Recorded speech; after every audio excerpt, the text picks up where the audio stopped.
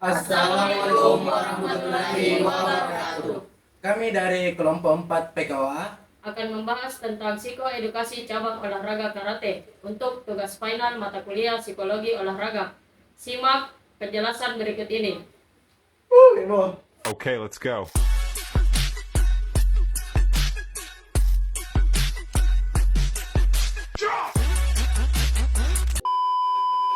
Halo, saya Muhammad Syawal dengan NIM 23030 2501052. Halo, saya Asrul dengan NIM 230302501022. Halo, saya Ilham Terdana dengan NIM 230302500038. Halo, saya Taufikur Rahman J dengan NIM 2303025020022. Halo, perkenalkan nama saya Putra Perdana dengan NIM 2203025010024. Halo, saya Reni Anggreni Natsir NIM 2303025010001. Halo, saya Nurul Syahruni dengan NIM 23030250010. Halo, perkenalkan nama saya Ismawati dengan NIM 230302500031. Banyak orang yang menganggap bahwa pukulan dalam karate hanya ditentukan oleh kecepatan tangan dan kuatnya tenaga. Mereka jarang melihat bahwa kekuatan itu juga lahir dari kondisi mental yang stabil. Fokus yang terjaga, emosi yang terkendali, dan keyakinan diri yang mantap ikut menentukan presisi, ritme, dan keputusan kapan harus menyerang. Pada akhirnya, muncullah satu pertanyaan penting.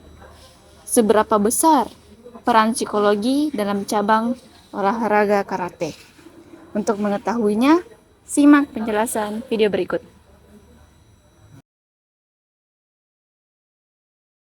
Apa sih sebenarnya psikologi olahraga itu? Nah, secara sederhana, ini adalah disiplin ilmu yang mempelajari dua hal utama. Yang pertama, bagaimana faktor-faktor psikologi mempengaruhi performa fisik dan partisipasi seseorang dalam olahraga dan aktivitas fisik. Yang kedua, bagaimana partisipasi dalam olahraga dan aktivitas fisik mempengaruhi perkembangan psikologi, kesehatan, dan kesejahteraan seseorang. Dalam konteks literatur Indonesia, psikologi olahraga dipandang sebagai implementasi psikologi dalam olahraga yang meliputi faktor internal dan eksternal yang mempengaruhi penampilan atlet. Jadi, ini bukan hanya sekedar tentang motivasi atau anggapan klise tentang mental baja yang tiba-tiba muncul. Sebaliknya, ini adalah ilmu terapan yang memiliki teori, mekanisme, terukur, dan intervensi sistematis yang sama pentingnya dengan pelatihan fisik, teknik, dan taktik. Pernahkah kita bertanya, apa sih sebenarnya rahasia di balik kemenangan dramatis atau comeback yang mustahil? Jawabannya, seringkali bukan cuma di otot, tapi ada di kepala. Inilah saatnya kita berkenalan dengan psikologi olahraga. Nah, apa sebenarnya disiplin ilmu ini? Kalau disederhanakan, ini adalah ilmu yang mempelajari dua hal utama, seperti dua sisi koin. Sisi pertama, bagaimana faktor-faktor psikologis, misalnya kecemasan, rasa percaya diri, atau fokus, sangat mempengaruhi performa seseorang saat mereka berlaga atau berpartisipasi dalam aktivitas fisik. Singkatnya, bagaimana pikiran mempengaruhi tubuh kita. Sisi kedua, sebaliknya, ini juga mempelajari bagaimana olahraga dan aktivitas fisik itu sendiri mempengaruhi perkembangan psikologi kita. Misalnya, bagaimana rutin berolahraga bisa meningkatkan mood, mengurangi stres, dan meningkatkan well-being secara keseluruhan. Bagaimana tubuh mempengaruhi pikiran. Nah, di Indonesia, kita sering melihat psikologi olahraga sebagai implementasi ilmu psikologi langsung di arena training dan kompetisi. Ini meliputi faktor internal atlet, seperti bagaimana dia mengelola emosi, dan faktor eksternal, seperti tekanan dari penonton atau media yang semuanya berpengaruh pada penampilannya. Jadi, lupakan anggapan klise. Psikologi olahraga bukan sekedar tentang slogan motivasi atau berharap atlet punya mental baja yang tiba-tiba muncul dari langit. Justru, ini adalah ilmu terapan yang serius. Ia punya teori yang kuat, punya mekanisme terukur yang ilmiah, dan punya intervensi sistematis yang sama pentingnya dengan sesi latihan fisik, teknik, maupun taktik. Ini adalah bukti bahwa di kancah persaingan modern, kita harus melatih otak sekeras kita melatih bicep. Sekarang, setelah kita mengetahui apa itu psikologi, selanjutnya kami akan membahas mengapa psikologi penting dalam olahraga. Sebelumnya kan muncul pertanyaan, mengapa psikologi itu penting dalam olahraga? Jadi, di sini saya akan menjawab sekaligus menjelaskan pentingnya psikologi. Dalam pembinaan olahraga, seringkali kita melihat dua atlet dengan kemampuan fisik, teknik, dan taktik yang setara, namun menunjukkan perbedaan performa yang drastis di hari pertandingan. Mengapa ini bisa terjadi? Jawabannya terletak pada proses mental mereka. Psikologi olahraga penting karena ia menjembatani proses mental dan performa fisik. Variabel seperti kecemasan, fokus, percaya diri, dan regulasi emosi atau faktor internal adalah penentu hasil pertandingan yang sesungguhnya. Misalnya, kecemasan yang tinggi dapat merusak pengambilan keputusan, timing, dan kontrol motorik halus, semua hal yang krusial saat bertanding. Kurangnya pemahaman pelatih terhadap psikologis atlet bisa menjadi kelemahan dalam pembinaan. Psikologi olahraga sangat menentukan keberhasilan dalam mencapai prestasi. Ini menegaskan bahwa puncak performa adalah gabungan sempurna antara fisik, teknik, dan mental. Untuk memperdalam pengetahuan kita tentang psikologi olahraga, mari kita simak materi berikutnya yang akan dijelaskan oleh teman saya. Dalam psikologi olahraga, ada beberapa teori penting yang perlu kita ketahui. Teori-teori ini menjadi dasar atau fondasi psikologi olahraga. Untuk memahami peran psikologi, kita perlu melihat fondasi teorinya. Psikologi olahraga banyak mengadopsi pendekatan kognitif perilaku yang menekankan bagaimana pikiran, keyakinan, dan proses kognitif atlet membentuk respons emosional dan fisik mereka. Beberapa teori penting yang menjadi landasan. Yang pertama, teori arousal dan kinerja. Teori ini menjelaskan hubungan antara tingkat gairah psikologis dengan efektivitas kinerja. Ada tingkat arousal optimal yang berbeda bagi setiap individu dan setiap tugas. Lalu yang kedua, teori motivasi. Teori ini menjelaskan mengapa seseorang bersemangat berolahraga atau berlatih. Ini bukan hanya semangat di permukaan, tapi melibatkan mekanisme kompleks seperti motivasi intrinsik atau melakukan aktivitas karena kesenangan, dan ekstrinsik atau melakukan aktivitas untuk hadiah atau menghindari hukuman, serta bagaimana tujuan yang ditetapkan atau goal setting dapat mengarahkan perilaku latihan dan kompetisi. Lalu yang ketiga, teori atribusi. Bagaimana atlet menjelaskan keberhasilan dan kegagalan mereka mempengaruhi motivasi dan harapan mereka di masa depan. Memahami teori-teori ini memungkinkan kita untuk mengidentifikasi gejala-gejala yang perlu diselidiki dalam olahraga, seperti motivasi berolahraga, kelelahan, stres, relaksasi, kecemasan atau anxiety, hingga penampilan puncak atau peak performance. Setelah kita memahami teori-teori yang menjadi dasar psikologi olahraga, selanjutnya kita akan masuk ke pilar utama yang biasa dipelajari dalam psikologi olahraga. Untuk mengetahui hal tersebut, mari kita dengarkan penjelasan dari teman saya.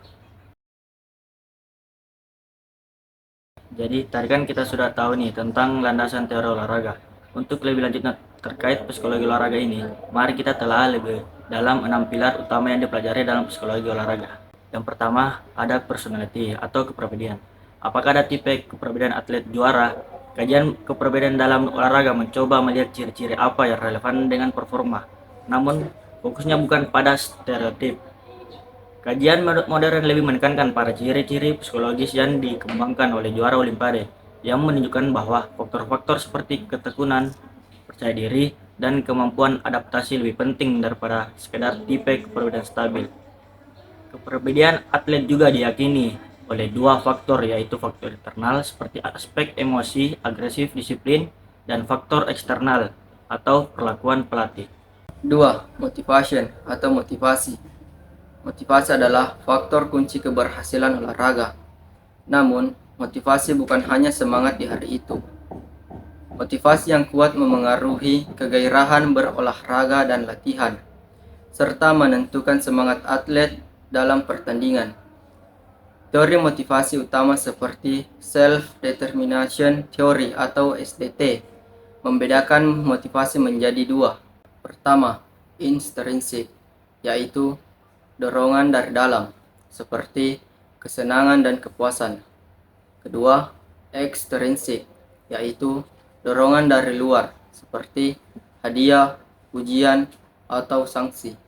Kualitas motivasi, apakah ia datang dari dalam atau luar, sangat memengaruhi ketekunan atlet dan keberlanjutan mereka dalam olahraga.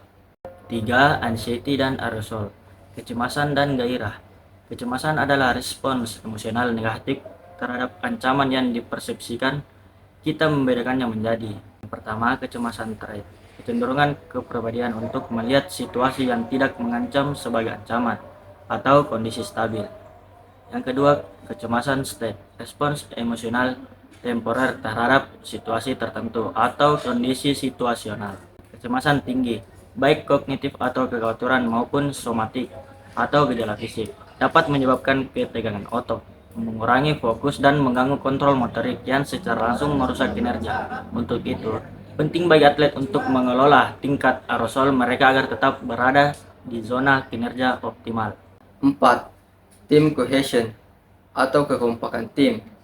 Kekompakan tim memiliki dua dimensi, yaitu: pertama, task cohesion, seberapa baik anggota tim bekerja sama untuk mencapai tujuan bersama atau kemenangan. 2. Social cohesion, seberapa besar anggota tim menyukai satu sama lain dan ingin bersama. Tinggi atau rendahnya kohesi, terutama task cohesion, terbukti memengaruhi performa kolektif tim. Kejelasan peran atau role clarity dan kepemimpinan yang efektif menjadi faktor kunci yang menjaga kekompakan tim ini. 5. Self-confidence dan self-efficacy atau percaya diri dan efikasi diri.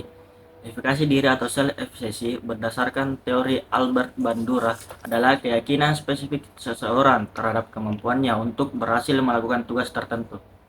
Keyakinan ini sangat prediktif terhadap performa. Ketika efikasi diri tinggi, seorang atlet cenderung melihat tantangan sebagai sesuatu yang harus diatasi, bukan ancaman yang harus dihindari. Sebaliknya, efikasi diri yang rendah dapat menciptakan kecemasan dan menghambat upaya terbaik, bahkan pada atlet elit. 6. Psychological Skill Training atau PST.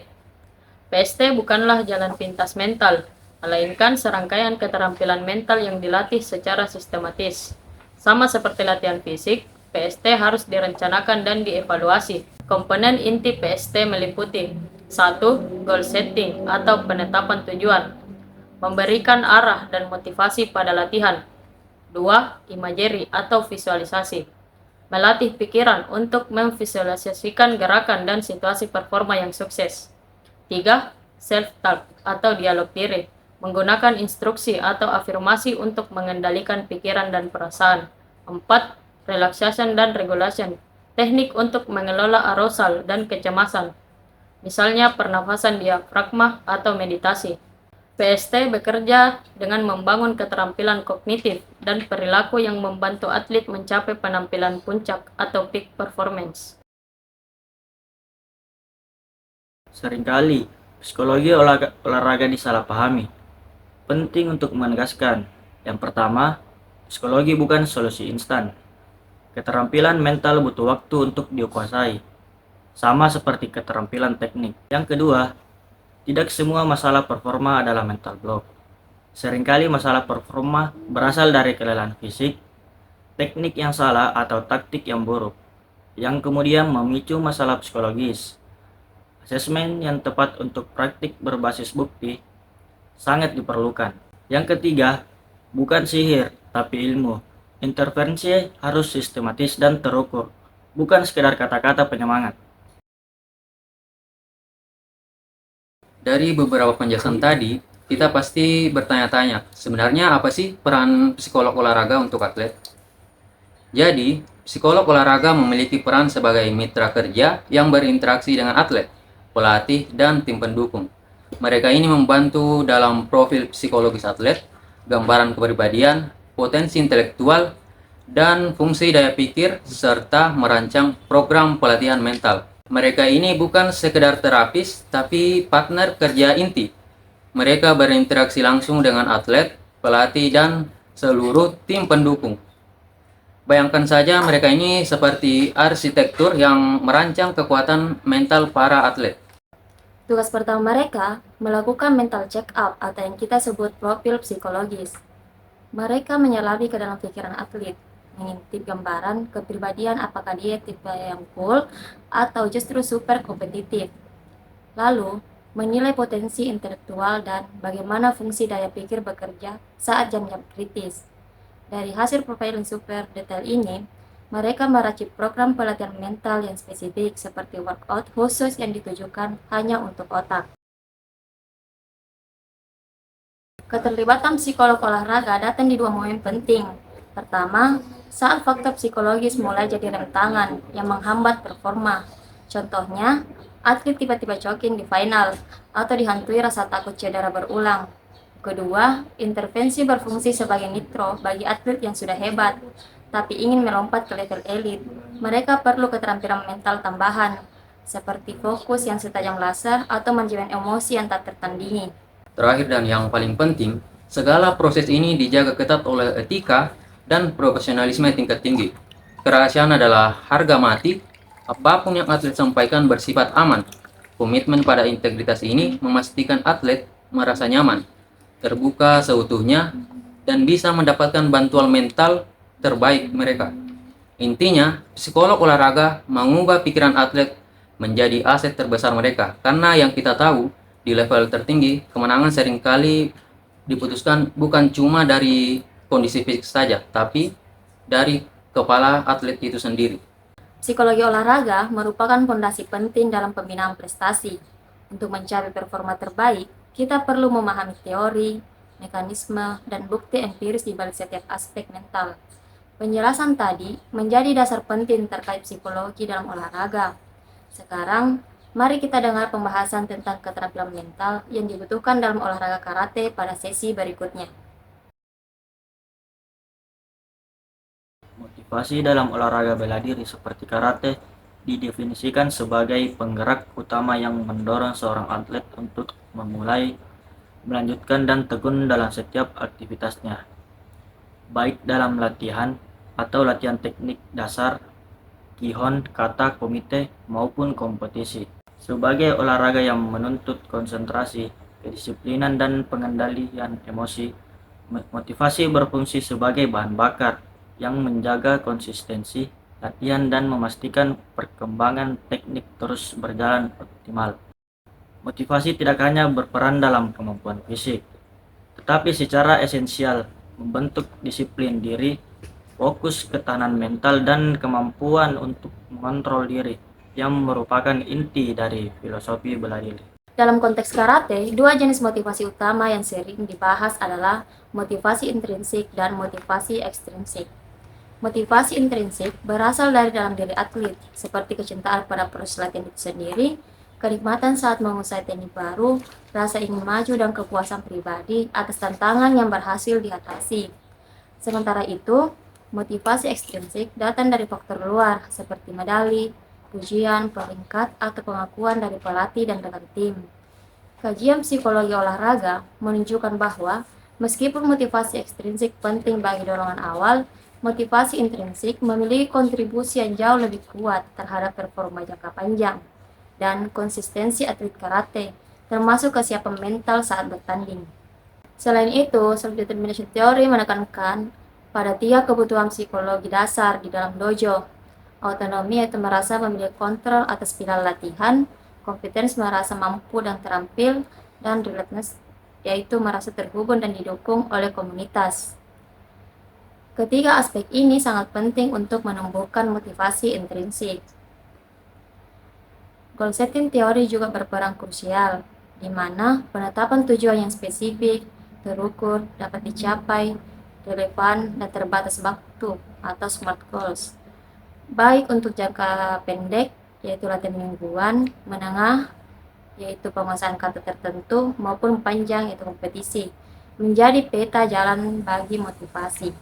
Secara psikologi, motivasi bekerja melalui sebuah proses yang dimulai dari dorongan internal ataupun eksternal, yang kemudian mengarahkan perhatian atlet, memicu usaha keras, dan meningkatkan ketekunan yang pada akhirnya membawa pada pencapaian performa. Dalam lingkungan dojo, peran pelatih sangatlah vital. Gaya komunikasi pelatih, pemberian feedback yang konstruktif dan terarah, serta penggunaan penguatan positif, yaitu positive reinforcement, akan menjaga tingkat motivasi atlet. Lingkungan dojo yang sehat dan suportif, dengan budaya disiplin, hierarki yang jelas, dan dukungan sosial dari senior ataupun junior, turut memperkuat motivasi. Penggunaan reward yang tepat dapat efektif untuk pembentukan kebiasaan positif dan memacu semangat. Namun, fokus harus tetap diarahkan pada proses dan pengembangan diri, bukan semata-mata pada hasil. Ketika berhadapan dengan situasi nyata, yaitu situasi kompetisi, motivasi harus dikelola karena adanya faktor tekanan dan ekspektasi yang menuntut transisi fokus dari latihan ke penampilan terbaik. Motivasi yang kuat diwujudkan melalui beberapa komponen mental secara spesifik, seperti yang pertama, komitmen. Ini adalah konsistensi mutlak dalam menghadiri latihan dan selalu datang dengan kesiapan fisik dan mental yang memadai. Yang kedua, fokus tujuan. Memiliki tujuan yang jelas, baik tujuan teknik, misalnya peningkatan kualitas kihon, transisi kata yang lebih cepat, maupun tujuan kompetitif, seperti target kemenangan atau goal setting. Yang ketiga, disiplin. Meliputi manajemen waktu yang baik, ketaatan pada pola hidup atlet, dan kepatuhan terhadap aturan dojo. Yang keempat, rasa percaya diri atau self-confidence. Kepercayaan diri adalah keyakinan atlet pada kemampuannya sendiri untuk menampilkan performa terbaiknya. Hal ini sangat dipengaruhi oleh pencapaian kecil yang berkelanjutan, kualitas teknik yang teruji, dan dukungan positif dari pelatih. Rasa percaya diri yang tinggi ini terbukti sangat mempengaruhi ketangguhan mental atlet bela diri, yang berfungsi untuk menjaga dan mengontrol performa saat menghadapi kesulitan atau tekanan. Yang kelima ada kontrol emosi. Kemampuan mengelola emosi seperti takut, grogi, atau agresi berlebih. Hal ini supaya energi mental tetap terfokus pada pelaksanaan teknik yang benar. Yang keenam ada self-talk atau keyakinan internal. Menggunakan skrip mental positif, baik sebelum maupun saat latihan atau pertandingan, untuk membangun keyakinan bahwa ia mampu berhasil. Yang ketujuh ada daya juang atau grit. Hal ini adalah ketekunan dan kegigihan untuk terus berlatih keras dan mengejar tujuan jangka panjang, meskipun menghadapi kegagalan yang terus berulang, kelelahan ataupun cedera. Untuk mengimplementasikan motivasi, atlet dan pelatih perlu menerapkan strategi praktis. Yang pertama, penerapan goal setting. Atlet harus dilatih untuk menetapkan target harian, mingguan, bulanan, dan prakompetisi. Memecah tujuan besar menjadi langkah-langkah kecil yang dapat diukur. Yang kedua, pembentukan rutinitas mental. Menciptakan ritual mental sebelum latihan atau pertandingan. Misalnya, urutan pernapasan atau fokus mantra untuk mencapai tingkat kesiapan optimal. Yang ketiga, feedback positif dan koreksi terarah. Pelatih harus memberikan feedback yang menyeimbangkan antara penguatan positif untuk menjaga motivasi dan koreksi teknis yang spesifik dan terarah untuk meningkatkan kualitas teknik. Yang keempat, variasi latihan. Untuk mencegah kejenuhan atau stagnasi, variasi dalam format latihan seperti kihon, kata, kumite, drill baru perlu diterapkan secara berkala. Yang kelima, pencatatan progres. Menggunakan training log baik fisik maupun mental untuk mencatat pencapaian, kesulitan, dan solusi, sehingga atlet dapat melihat sendiri progres yang telah dicapai, yang merupakan sumber motivasi intrinsik yang kuat. Yang keenam, manajemen kemenangan dan kekalahan. Setelah kompetisi, evaluasi harus difokuskan pada proses dan pembelajaran, bukan hanya hasil akhir, untuk menjaga motivasi agar tetap tinggi terlepas dari hasilnya. Atlet pemula kehilangan motivasi. Seorang atlet pemula merasa stagnan dan tidak berprogres. Analisis menunjukkan ia kekurangan tujuan yang jelas. Solusinya adalah menerapkan goal setting jangka pendek, atau misalnya menguasai kisah Misuki dalam 10 hari, dan memberikan reward kecil atau pengakuan atau pujian terarah setelah target tercapai. Ini mengubah fokus dari saya tidak maju menjadi saya berhasil mencapai target hari ini. Atlet kompetitif mengalami tekanan. Atlet merasa grogi dan takut sebelum pertandingan setelah melihat gerakan atau uniform lawan yang dianggap lebih baik. Fenomena ini pernah dialami langsung oleh teman kita Nurul Anindya dan diceritakan saat perkuliahan psikologi olahraga. Fenomena yang dialami Nindi menunjukkan adanya rasa takut akan kegagalan. Solusinya adalah intervensi mental menggunakan teknik relaksasi mendalam seperti pernapasan, visualisasi yang fokus pada eksekusi teknik yang sempurna, bukan hasil, dan self-talk positif yang mengalihkan fokus dari lawan ke kontrol diri sendiri. Oke teman-teman, berikut ini adalah salah satu demonstrasi latihan motivasi, di mana kita melakukan ritual pemanasan mental dengan sesi pernapasan yang terstruktur, diikuti dengan fokus dan niat pada tujuan latihan atau pertandingan yang akan kita jalani. Latihan visualisasi mengarahkan atlet untuk fokus dalam mengeksekusi setiap gerakan kata, kumite, secara berulang dengan ritme yang tepat dan emosi positif atau percaya diri dan tenang. Hal ini dapat menjadi motivasi dan dorongan untuk atlet berlatih dan melakukan gerakan yang terbaik yang dia bisa. Inti dari motivasi dalam olahraga karate terletak pada perpaduan disiplin tinggi, penetapan tujuan yang jelas, dan manajemen diri yang baik. Meskipun medali dan pengakuan adalah hal yang menyenangkan, motivasi intrinsik, yakni kepuasan dari peningkatan kemampuan diri dan kecintaan pada proses, adalah kunci kesinambungan. Keterampilan mental bukanlah sesuatu yang statis, melainkan harus dilatih secara konsisten. Oleh karena itu, peran pelatih dan lingkungan dojo sebagai sistem pendukung sangat penting untuk menumbuhkan dan menjaga motivasi atlet agar mereka dapat mencapai performa puncak dalam jangka waktu yang panjang.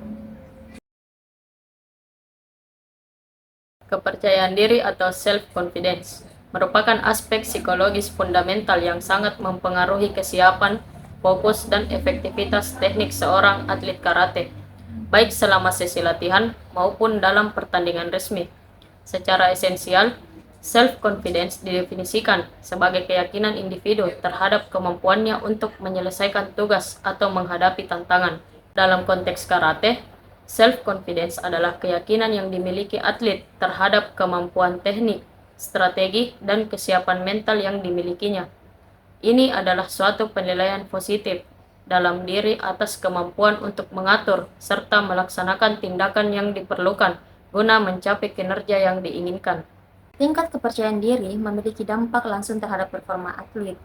Atlet dengan self-confidence yang tinggi cenderung memiliki konsentrasi yang lebih stabil, mampu mengeksekusi teknik dengan lebih tepat, dan memiliki kemampuan yang lebih baik dalam menghadapi tekanan kompetisi. Peningkatan kualitas performa, yaitu kepercayaan diri yang kuat memberikan keyakinan untuk menampilkan penampilan terbaik, sehingga atlet menjadi sosok yang memiliki mental tangguh. Regulasi emosi dan aksi, yaitu atlet yang memiliki kepercayaan diri tinggi, mampu mengontrol dirinya dengan baik, merasa nyaman, tenang, tidak mudah diintimidasi oleh lawan, dan selalu bersikap optimis. Pengurangan rasa takut dan keraguan. Sebaliknya, kurangnya kepercayaan diri adalah penghambat utama prestasi tinggi yang dapat menyebabkan atlet mudah mengalami kecemasan, putus asa, dan meragukan kemampuan diri sendiri. Peran kepercayaan diri sangat penting karena yang pertama, menentukan kualitas eksekusi. Hal ini mempengaruhi kualitas eksekusi gerakan dasar atau kihon, rangkaian jurus atau kata, dan pertarungan bebas atau komite.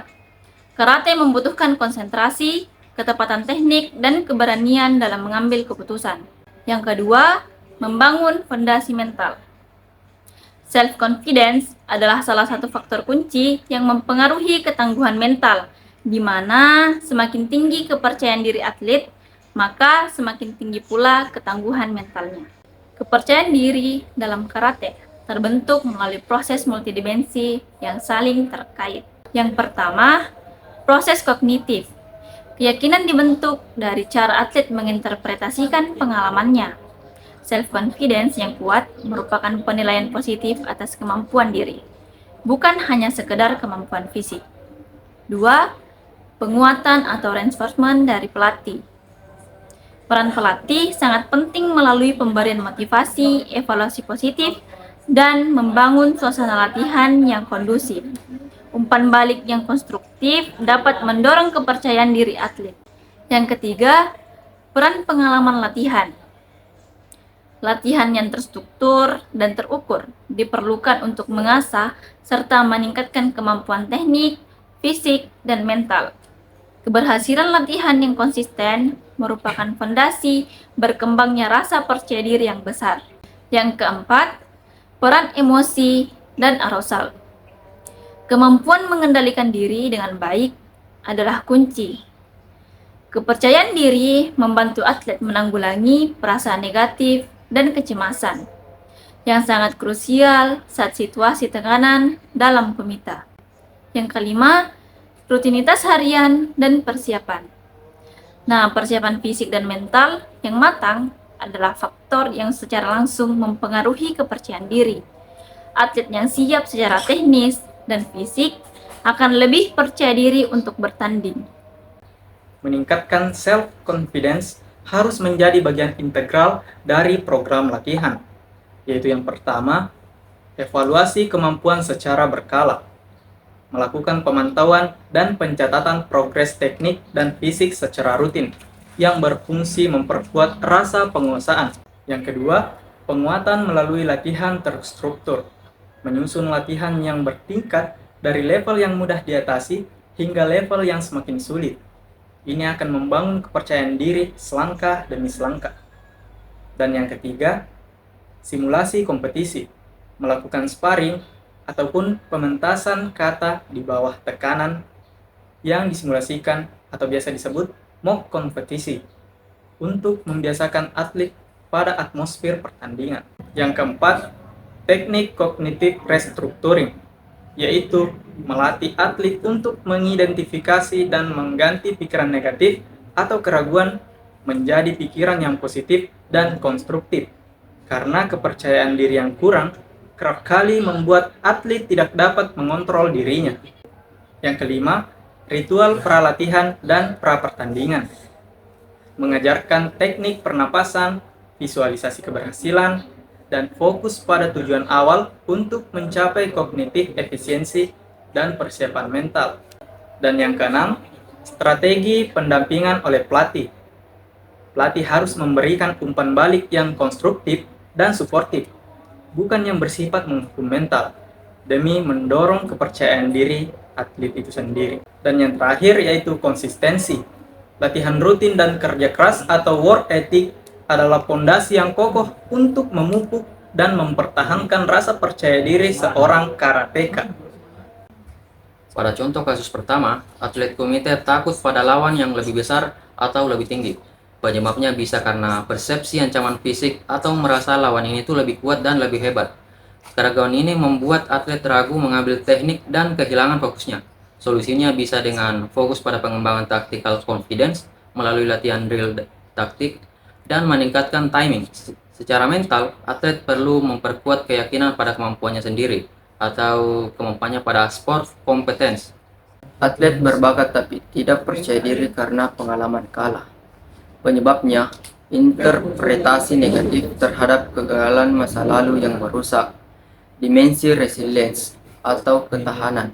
Solusinya, menerapkan cognitive restructuring dan self-talk positif untuk menggeser fokus dari kegagalan dan pembelajaran.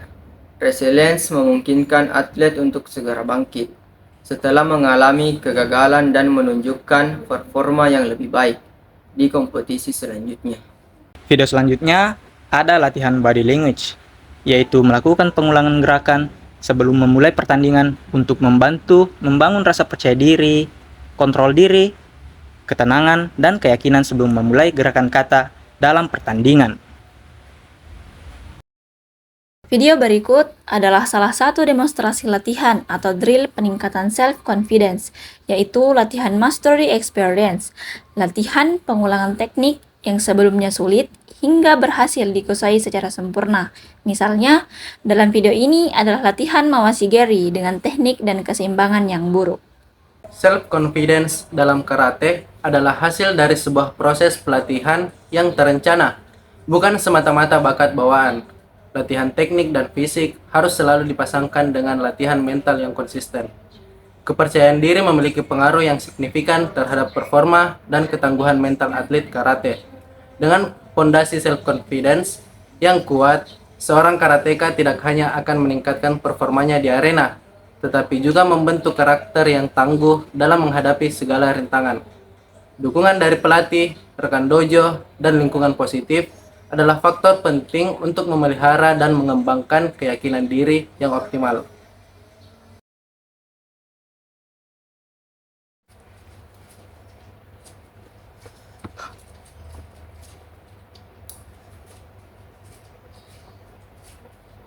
Halo?